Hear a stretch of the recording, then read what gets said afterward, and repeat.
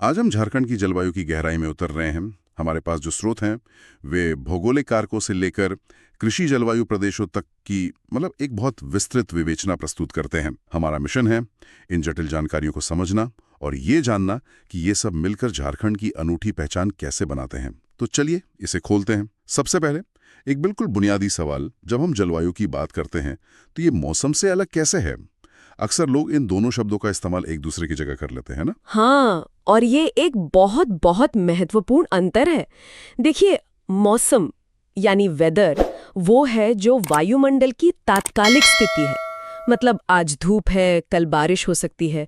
ये घंटे दर घंटे, दिन प्रतिदिन बदलता रहता है। अच्छा। लेकिन जलवायु यानी क्लाइमेट किसी जगह पर एक लंबे समय तक, मान लीजिए कोई 30 से 35 साल तक, मौसम की औसत दशाओं का पूरा रूप है।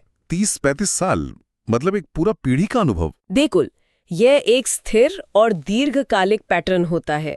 मौसम कह सकते हैं परिवर्तनशील है, जबकि जलवायु स्थायी होती है। तो फिर झारखंड की जलवायु का वो स्थायी पैटर्न क्या है? अगर हम इसे वैश्विक संदर्भ में देखें तो ये कहाँ फिट बैठता है? वैश्विक स्तर पर झारखंड उष्ण कटिबंधीय यानी ट्रॉपिकल क्षेत्र में स्थित है। ट्रॉपिकल? जी, और इसका कारण है कर्क रेखा, ट्रॉपिक ऑफ कैंसर का राज्य के लगभग मध्य से गुजरना। इस भौगोलिक स्थिति के कारण यहाँ बहुत ज्यादा गर्मी और वर्षा की विशेषता पाई जाती है, जो कि उष्ण कटिबंधीय जलवायु का कह सकते हैं मुख्य लक्षण है। और अगर हम इसे और सटीक रूप से वर्गीकृत करें, उष्णकटिबंधीय तो एक काफी बड़ी श्रेणी हो गई। बिल्कुल, झारखंड की जलवायु को विशेष रूप से उष्णकटिबंधीय मानसूनी कहा जाता है। मानसूनी? हाँ, इसका मतलब है कि यहाँ वर्षा, गर्मी और आर्द्रता का एक स्पष्ट प्रभाव है। यहाँ 3 प्रमुख ऋतुएं हैं, ग्रीष्म, वर्षा और शीत, और ये तीनों बिल्कुल स्पष्ट और संतुलित होती हैं, जो एक आदर्श मौसमी चक्र को दिखाती हैं। यहाँ ये वाकई दिलचस्प हो जाता है। तो कौन सी शक्तियाँ या कारक हैं जो झारखंड की इस अनूठी मानसूनी जलवायु को आकार देते हैं? देखिए, झारखंड की जलवायु सिर्फ इसकी अक्षांशीय स्थिति का नतीजा नहीं है। यह 5 प्रमुख भौगोलिक कारकों का एक जटिल मिश्रण है। 5 कारक? जी हाँ। पहला, अक्षांशीय स्थिति। दूसरा, समुद्र से दूरी। तीसरा, ऊंचावच या कहिए ऊंचाई। चौथा, पवन प्रवाह यानी हवाओं का पैटर्न। और 5वां, वानस्पतिक आवरण मतलब जंगल। ठीक है, चलिए एक एक करके इन्हें समझते हैं। पहला कारक, अक्षांशीय स्थिति। ये कर्क रेखा का गुजरना कितना महत्वपूर्ण है? ये तो आधार है। कर्क रेखा यानी 23.5 डिग्री उत्तरी अक्षांश रांची के कांके और मांझी से होते हुए राज्य के बीच से गुजरती है। यह स्थिति झारखंड को सीधे उष्णकटिबंधीय क्षेत्र में रखती है, जिससे यहाँ उच्च सौर विकिरण और गर्म तापमान की नींव पड़ती है। मतलब अगर ये रेखा यहाँ नहीं होती तो कहानी कुछ और होती? बिल्कुल, अगर यह ध्रुवों के पास होता तो इसकी जलवायु शीतकटिबंधीय होती। ठीक है। अगला कारक है समुद्र से दूरी। झारखंड तो एक भूआबद्ध लैंडलॉक्ड राज्य है, तो समुद्र का प्रभाव कैसे पड़ता है? ये थोड़ा चौंकाने वाला है। हाँ, ये एक हैरान करने वाला तथ्य है। भले ही झारखंड भूआबद्ध हो, लेकिन बंगाल की खाड़ी से इसकी दूरी मात्र 90 किलोमीटर है। सिर्फ 90 किलोमीटर? जी। और ये निकटता जलवायु को बहुत ज्यादा प्रभावित करती है, खासकर पूर्वी सिंहभूम, सरायकेला और रांची जैसे क्षेत्रों को। यहाँ समुद्री हवाओं के कारण आर्द्रता मतलब ह्यूमिडिटी का स्तर काफी ऊंचा रहता है। अच्छा, तभी उन इलाकों में थोड़ी चिपचिपाहट महसूस होती है। बिल्कुल। और ऊंचाई का क्या प्रभाव है? मुझे लगता है कि ये तापमान को नियंत्रित करता होगा, है ना? आपने सही समझा। सिद्धांत बहुत सरल है। ऊंचाई बढ़ने के साथ तापमान घटता है।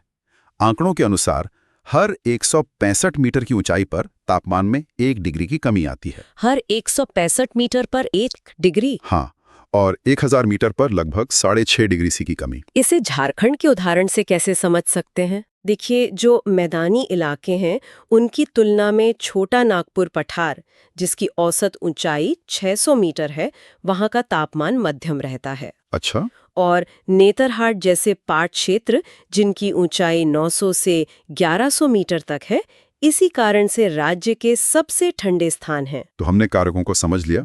अब इसका व्यवहारिक पहलू क्या है, खासकर कृषि के संदर्भ में? यहीं पर कृषि जलवायु प्रदेशों यानी एग्रो क्लाइमेटिक जोन्स की अवधारणा आती है। राष्ट्रीय स्तर पर भारत को 15 कृषि जलवायु प्रदेशों में बांटा गया है और झारखंड जोन 7 में आता है। जोन 7? जी, जिसे पूर्वी पठार एवं पहाड़ी क्षेत्र कहते हैं।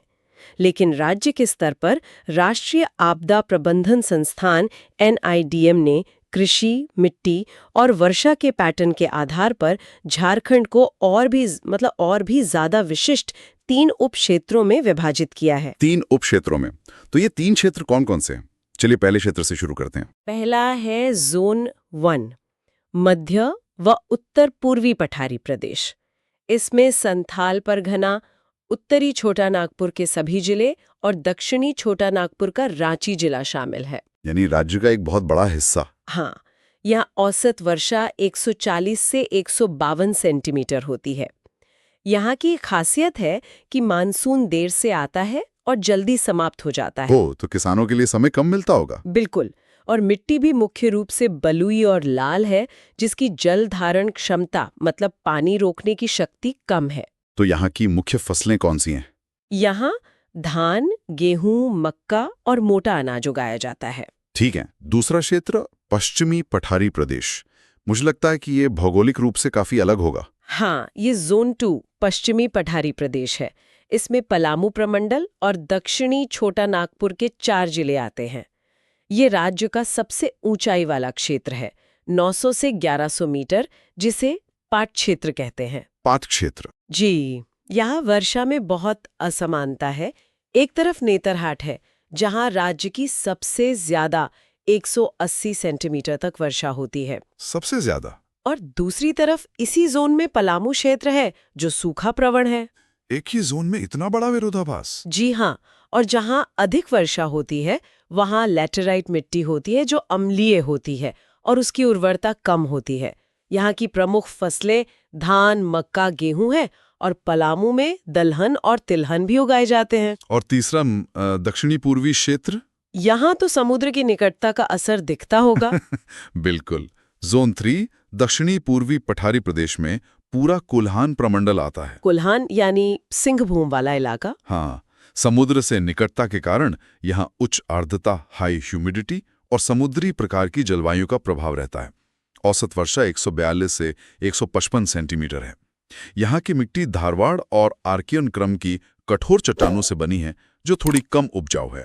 लेकिन जंगल तो बहुत घने हैं वहाँ। जी, यहाँ सारंडा और दलमा जैसे घने जंगल हैं और सिंहभूम क्षेत्र धान उत्पादन में अग्रणी है। साथ ही ज्वार और मोटा अनाज भी होता है। तो इन सब का क्या मतलब है? इन सभी कारकों और क्षेत्रों को एक साथ कैसे देखें? संक्षेप में, झारखंड की जलवायु एक समान नहीं है। यह एक गतिशील संतुलन का परिणाम है। कर्क रेखा पर स्थिति इसे उष्णकटिबंधीय आधार देती है। गर्मी। पठारी ऊंचावच तापमान को नियंत्रित करता है। ठंडक। और बंगाल की खाड़ी की निकटता आर्द्रता प्रदान करती है। नमी।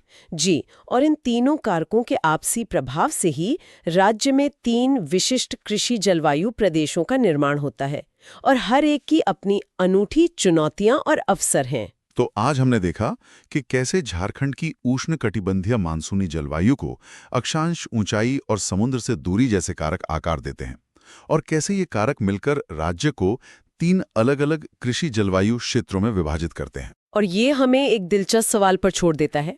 ये देखते हुए कि एक ही राज्य के भीतर इतनी विविध सूक्ष्म जलवायु मौजूद हैं, झारखंड में कृषि का भविष्य क्या हो सकता है अगर खेती की तकनीकों को हर क्षेत्र की अनूठी मिट्टी, पानी और मौसम के पैटर्न के अनुसार सटीक रूप से तैयार किया जाए तो।